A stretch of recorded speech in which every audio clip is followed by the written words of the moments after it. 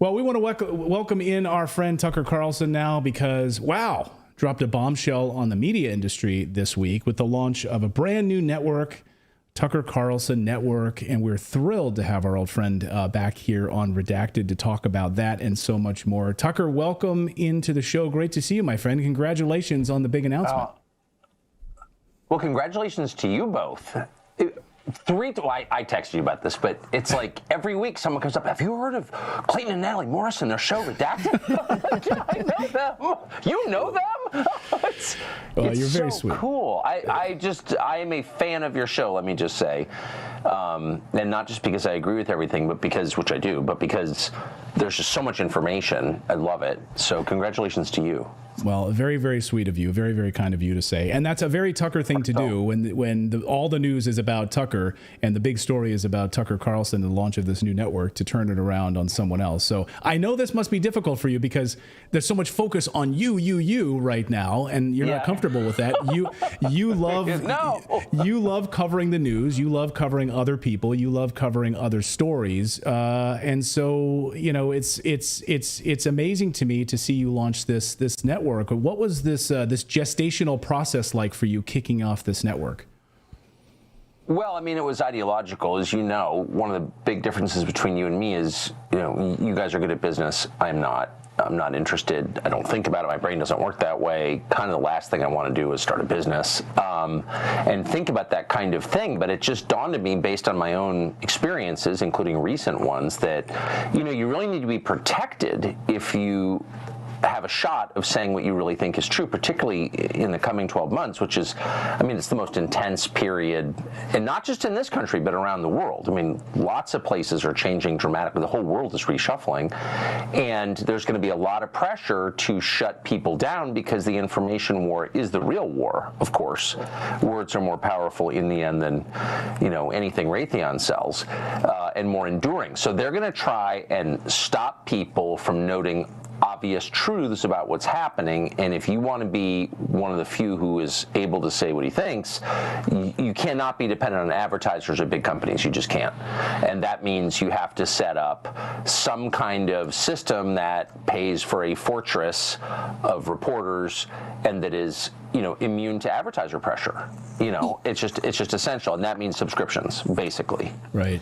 Right, but what scares me about doing something like that, also hello, haven't said hello myself, long time no talk. Hey, Natali. How are you? It's great to see you. Yeah, you always call me Mrs. Morris, so thanks for calling me Natali on the show.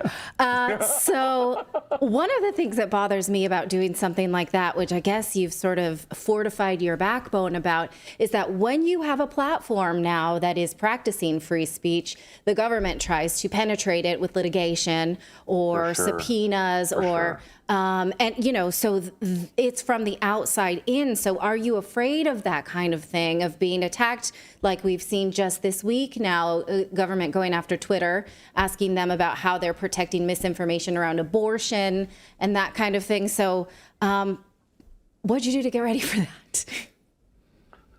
I mean, I say my prayers every morning, take a sauna, try to spend time with my wife and dogs and kids. You know, I mean, those are things that you kind of can't prepare yourself for ahead of time. You know, have a ready pool of cash for legal defense, of course. But really, it's inside you. Are you the sort of person who's going to get beaten down and give up? And so you need to keep yourself strong inside, not to over dramatize. But I do think a lot is at stake.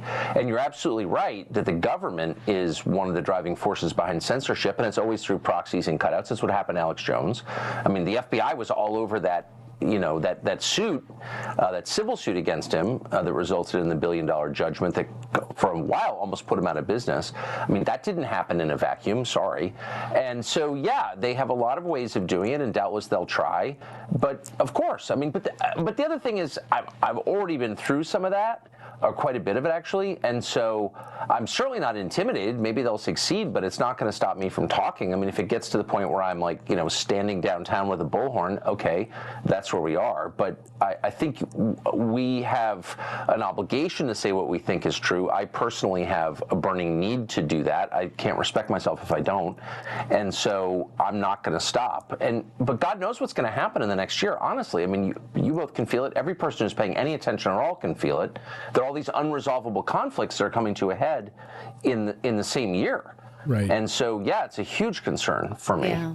Well, you've got Israel, you've got Ukraine. I mean, you've got you've got the election, you've got the southern border, you've got child trafficking. I mean, there's a whole host of stories that seem very, very existential. Yeah, I mean, I think back to our time at Fox, and of course, you and I got to anchor a show together, co-host a show together. And I'm thinking about the stories that we get to cover now. Are there any stories where you feel like, oh my God, I wouldn't have been able to cover this back then? Or do you feel in some ways liberated by not having the shackles of sort of billionaires that are, kind of controlling the puppet masters behind? Like, are there any specific stories or things you're feeling and liberated in that way? But you guys were never talking about things like that, like, oh, too bad they don't let us say this. It's almost like you weren't aware of it until you were, which makes me right now. That is okay. Yeah. Now I'm Anna What you Clayton. just said, that's so insightful. No, but that's what you're saying is so insightful and true, and I couldn't quite put it into the words, but you just did. It's not that, I mean, Clayton and I talked endlessly about the company that we worked for. We spent a lot of time together, of course, and I don't remember either one of us ever saying, gosh, I really want to say this, but I can't. It was more like you don't imagine that certain things, or I'll speak for myself, I could not imagine that certain things could possibly be true. And I felt like I was more open-minded than most people. Clayton certainly was. He was doing UFO research in commercial breaks. So, I think we were more open-minded than a lot of people. But again, speaking for myself, I just couldn't, I was like, oh yeah, that sounds kind of crazy. And I don't know, I just didn't go there in my own head. And now I look back at that period, so it would have been 2012, 13, 14, 15, 16, and there was a lot going on, and I'm revisiting some of those stories from that time and thinking, wait a second, the wackos, or the people I thought were wackos, were really onto something. And maybe not the whole story, but there's definitely something there. And I'll just give you one example, which is and I was writing about it this morning in a piece that we're doing on Julian Assange, who we visited in prison. The emails from the DNC in 2016 that showed that the Hillary campaign had rigged the primary against Bernie Sanders, who had popular support, grassroots support. She did not. She was fully AstroTurf corporate candidate. And they told us that Russia stole those emails. Well, that's not true. And it was kind of obvious at the time that it wasn't true. Bill Binney did a big piece on this in The Nation. Like, as a tech matter, that couldn't have happened. So someone from inside the building leaked those to WikiLeaks, and Assange has effectively said the same thing. So, like, what is that? So there was all this energy invested in convincing the rest of us that Russia did it, that it did not come from within the DNC, and just shut up. You're crazy. You're a conspiracy nut. And they were lying. So what does that mean? Why were they lying? What were they hiding? Something. And so that's the story. And I don't know the answers to all of those questions, but I do know they were lying. I do know Russia didn't do it. And so, I wish I'd spent a lot more time on that story, for example, at the time, but I didn't. One of the things that strikes me so much about that period, and I was at NBC and you guys were at Fox, is that we were fighting over racism and gender, about whether or not the media was being unfair to Barack Obama or Hillary Clinton. Exactly. And if Fox, and if the right or any media that supported the right really wanted to go after the establishment on the left, why did they leave the war crimes on the table? And so that's what makes me realize that it is two sides of the same coin, because you could have picked up the fact that Obama droned more people in the Middle East than any of his predecessors, the fact that Hillary Clinton was starting wars. And he won a Nobel Peace Prize for it. Why were we so busy with race and gender? Why did, and that's what kills me so much, is that if they really wanted to go after the establishment left, why leave all the war? Why leave all the blood on the floor? Well, I couldn't agree more. And of course, I mean, they do it because conversations about race particularly incite animal fears in people and make them unreasonable immediately. But the truth is that the differences between races, which are real, are not that big. But other differences are big. And the difference between someone who makes $1 billion and a person who makes $50,000 a year, those are much bigger than the difference between the races. Okay, that's just true. And so it is, to some extent, a cover for the crimes of a few when they, gin up race hatred among the population, which they are absolutely doing. That's not organic. I never walk down, I live in this country, I've always lived here. I never walk down, no one ever yells at me because of my race, ever. And I just don't, like the level of actual racial hostility, black, white, Hispanic, whatever, between the races in the United States is so much lower than they're constantly pretending it is. Just in day-to-day life, I know you felt the same way.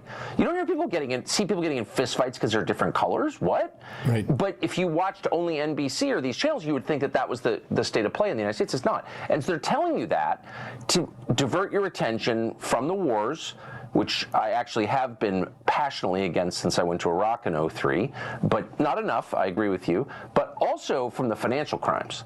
So you can invent a fake cryptocurrency and steal, billions of dollars from 1 million separate individual investors and give some to your parents to buy beachfront property in the Bahamas. And it's not that big a story. Well, in my view, that's a really big story. That's a huge story. What the Federal Reserve prints all this money, trillions of dollars. They have a permanent emergency for over 10 years. 0 interest rates. Where does all that money go? So the Fed prints the money. What happens then? Well, it goes to a select number of banks, which have, encoded in regulation, have a special deal where they just get rich no matter what. Well, why is that fair? And by the way, why are we taxing people double for working? You pay half the taxes if you invest as you do if you work. So are we saying investing is twice as virtuous as working? I mean, that's like an actual debate we should have, but we don't, et cetera, et cetera, et cetera, because we're mad about race. So yeah, I totally think we've been had. Totally. Well, you're going to really piss off Al Gore. Al Gore this weekend said that the mainstream media is really your source for news and information. And if you're alternative media, then of course that's misinformation, and we really need to clamp down on that. The alternative media, the free media, the independent media, that's where you get into trouble. I mean, I'm just thinking about the cornucopia of stories that you've covered that the alternative media covers that the mainstream media doesn't even touch. For instance, why did a lot of people get rich or trade stocks before the October 7th attack? That's a good question. How did people know about that and made lots of money off of that? We could run down the 9/11 story. And who were those people, by the way? Right. That's what I like. Wouldn't you love to know? Who were they? Yeah, I would. How about what country were they in? No, I agree with you completely. So alternative media is seen as, of course, a major threat, and the independent media is seen as a major threat. When you look at, you've been in the belly of the beast. You worked at CNN. You worked at MSNBC. Of course, you worked at Fox as well.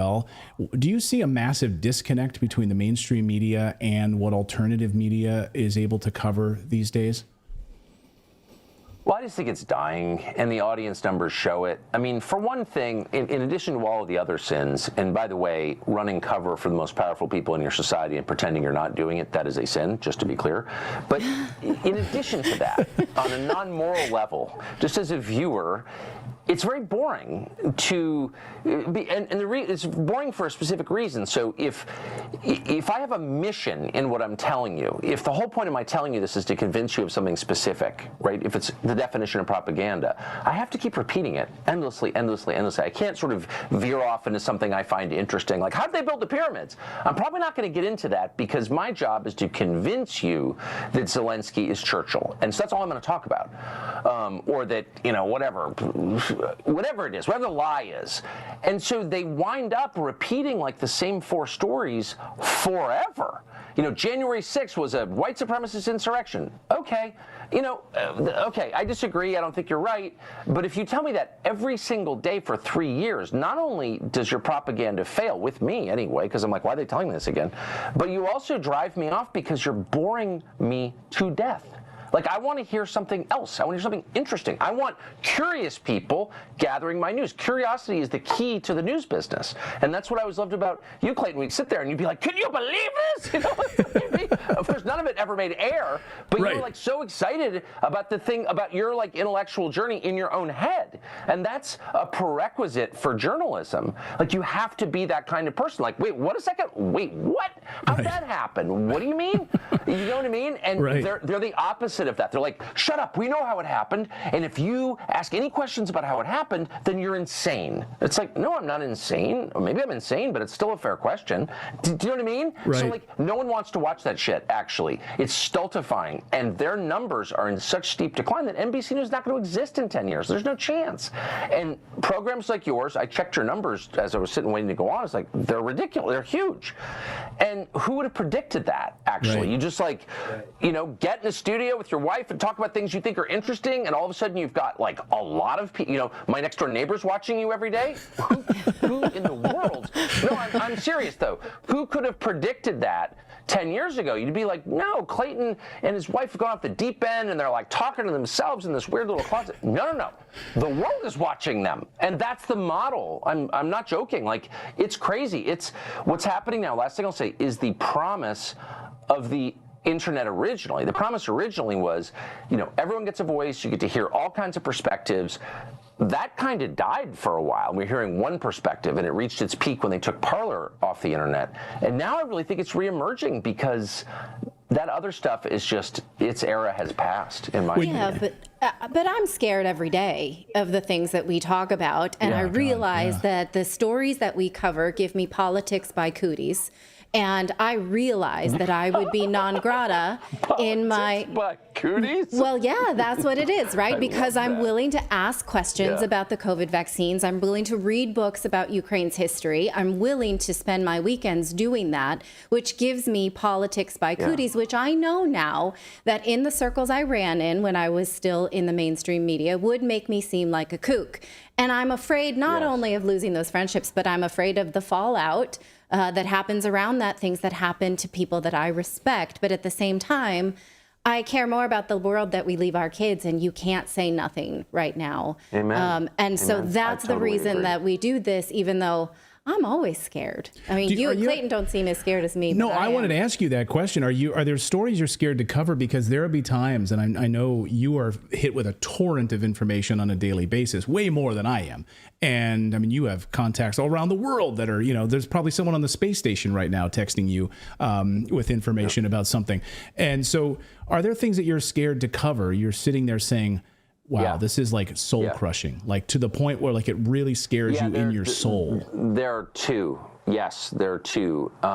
One is the 2020 election. And I think that I was far too dismissive of some of the claims made about it. And I think there may be some merit to some of the wildest possible claims about that election. And I haven't proven it yet, but I've, you know, look, I'll just say, and you know this, of course, very well, both of you, that whenever you have politics, you've got a lot of sleazy people and liars and people who just want to get their candidate elected or get paid or whatever. You've got a lot of lying around all political campaigns, so it's very hard to know what's true. And sometimes it takes years to figure it out. So there were a lot of stupid mercenaries making claims about fraud in that past election that were, you know, they couldn't back up. But that doesn't mean that all of those ideas were wrong, and I think that some of them were right, is what I'm learning, and I'll just leave it there. The second thing that bothers me is the UFO story, and the more you dig into that and talk to people with actual knowledge of it, again, that's another story where there are some, fanciful ideas floating around that are just, there's no evidence that they're true. But if you talk to people who, have actual knowledge of it that they gathered themselves, there are parts of that story that I do not understand at all that are really, really, really dark. It's so dark that I, haven't told my wife about it. I mean, I haven't verified any of this, but this is not just stuff that I read on the internet. internet. I know you all are very, very grounded in that story, so I think I know what I'm talking about. Yeah. But there's some stuff there that's just like, man, I'm not even sure what that means. There's a spiritual component there that I don't fully understand. So yes, that story bothers me. And I think, last thing I'll say, that one of the reasons that we've had all these disclosures and all of these, 10 whistleblowers at this point, and it hasn't really become front page news. Part of it's suppression. Parts of the government don't want you to know about it, but part of it is the public can't deal with it. It's too far out.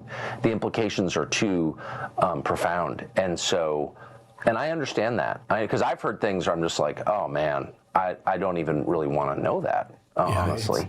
Deeply disturbing stuff. Forget like saucers and technology. It's deeply disturbing stuff that I haven't even told Natalie. Yep. I agree with you. It's so disturbing. Exactly. I can't even tell my kids. My kids ask me different stories about it, and I won't say it because it's so dark. It's so dark. I totally agree. Miles is watching. So. Okay, Miles, if you're watching the show, Daddy's not going to tell you about that part of the UFO stuff and what's going on with the government. Well, can I say one thing? They've known clearly, this is, I think, established, and I feel comfortable saying this as fact. The U.S. government, these are real, whatever they are. They're not human. And the government has known that for a long time, possibly going back to the 1930s at least. And, of course, there's tons of evidence in the written record, in the physical record, in paintings, and in literature, that people have been seeing and interacting with these things for a long time. So we know that. But the justification one often hears is, well, the government, various presidents who have been read in, not all have been, haven't wanted to disclose this because it would scare people. And I've always thought that's bullshit. You're hiding a crime, which they are, by the way, in my opinion. But I do think there's a sense in which that's not totally crazy. Like, there is some stuff, if it's true, and I'm kind of thinking it may be true, that's so radical that as we both said, we don't want to tell the people we love most about it, because why would you disturb someone like that? So I kind of get that. I hate to admit it. I'm not arguing for hiding things. I believe in the truth and I believe in disclosure, but I understand the impulse, holy smokes, this is heavy. You know what I mean? And the government's involvement in it makes it even heavier, because then you realize the complicity exactly. of it. Yeah. Okay, so we're talking about the same thing. I can tell. Okay. Yeah, excuse me. Should I go? No. This is what we used to talk about in commercial breaks all the time. This is the kind of stuff. Anyway. Yeah, so at the time, I never would have believed any of that. But now I'm like, yeah, okay. Yeah. Yeah.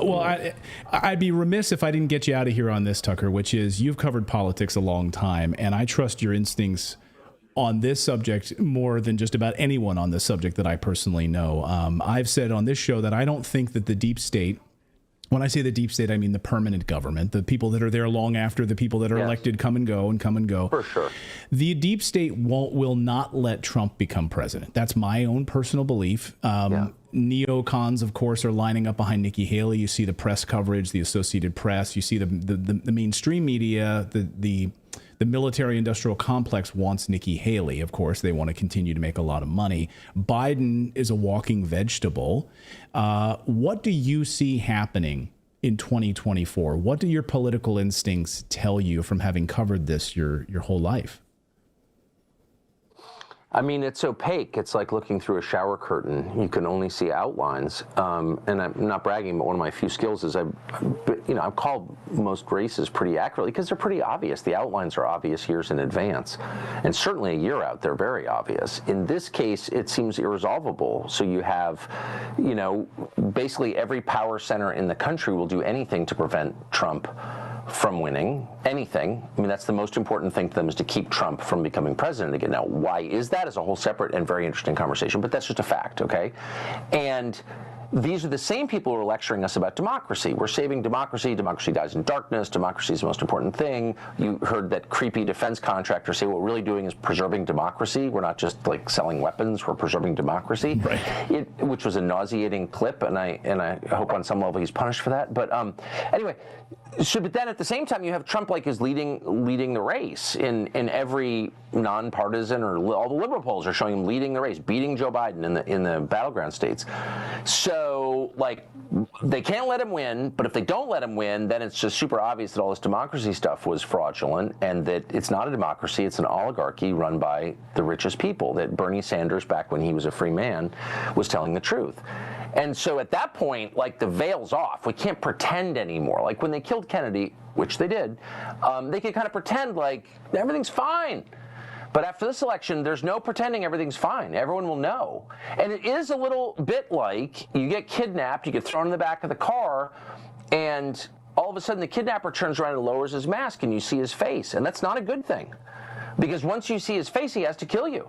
Because you know who he is. He can't let you go then, okay?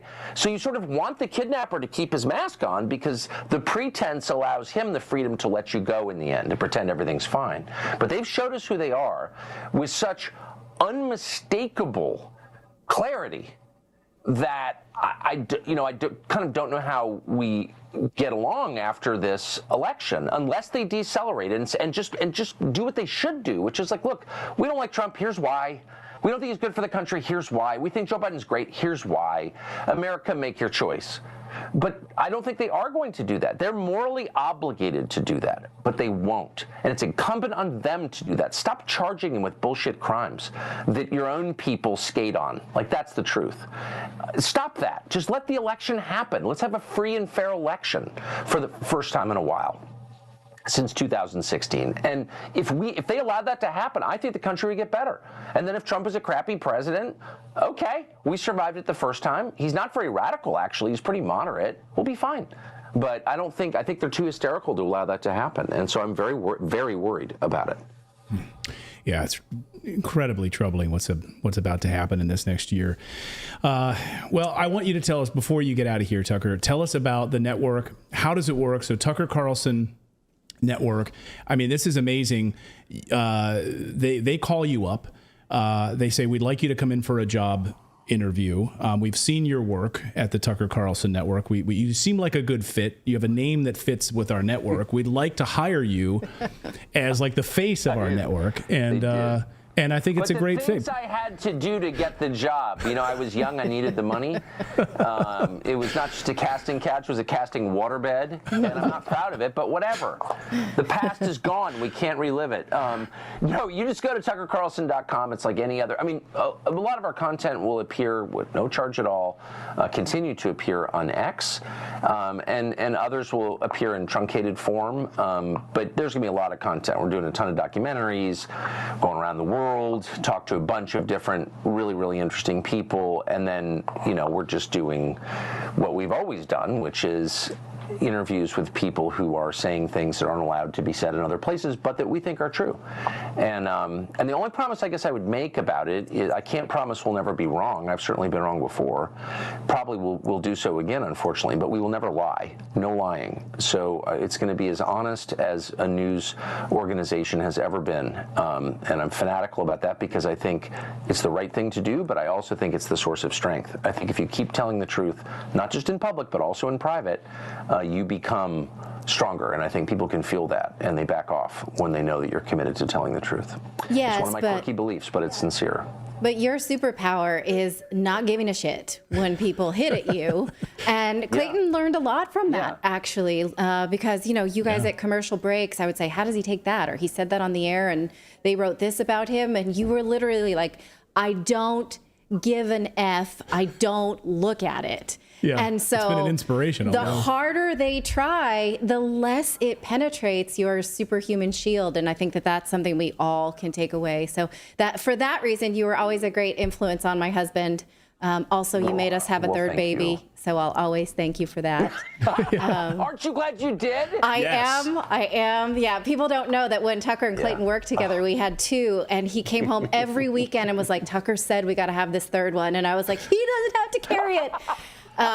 And we did. Yeah. So because Tucker was on the bandwagon that we needed to have this family. We need family. We need to procreate. We need more procreation in the United States. And then there was Eve. Yeah. So the first and the last woman in the family. Yeah. Well, I love that. First woman of the world, last woman of our family. Well, Tucker, thank you so much. Thank you for having me. I know you're a very busy man these days. I'm sure you're pulled in 80 different directions. So we're thankful of the time, and we really appreciate it. And congrats. When we heard the news and about the launch of the network, we're really excited. I think it's going to be fantastic for free speech and for getting unvarnished truth out there that in a way that we probably haven't seen before. So we're thrilled. We're thrilled to have you in this major part of this conversation. So thank you, my friend. Great to see you. Thank you so much. Thank you. And Go get 'em. Congrats on your success. I love it. See you guys. Thank you, man. Bye. Go get them. Thanks, Tucker. That was right. so fun. All right, so check out tuckercarlson.com is the place to go and sign up. Someone in the chat says, have the 4th. Yeah, have the 4th. No, that ship. We're not doing that. 3 babies only. Three babies is good. Three babies did our is work. good. Thank you so much for watching this segment here at Redacted. We are live every day at 4 p.m. Eastern time, trying to share the stories that the mainstream media will not cover. You should also come over and join our community of Redacted Rebels over at redacted.inc. That's our private locals community where we can share exclusive content that we simply cannot share here on YouTube. Come over and join the rebellion together right now by going to redacted.inc. We'll see you next time.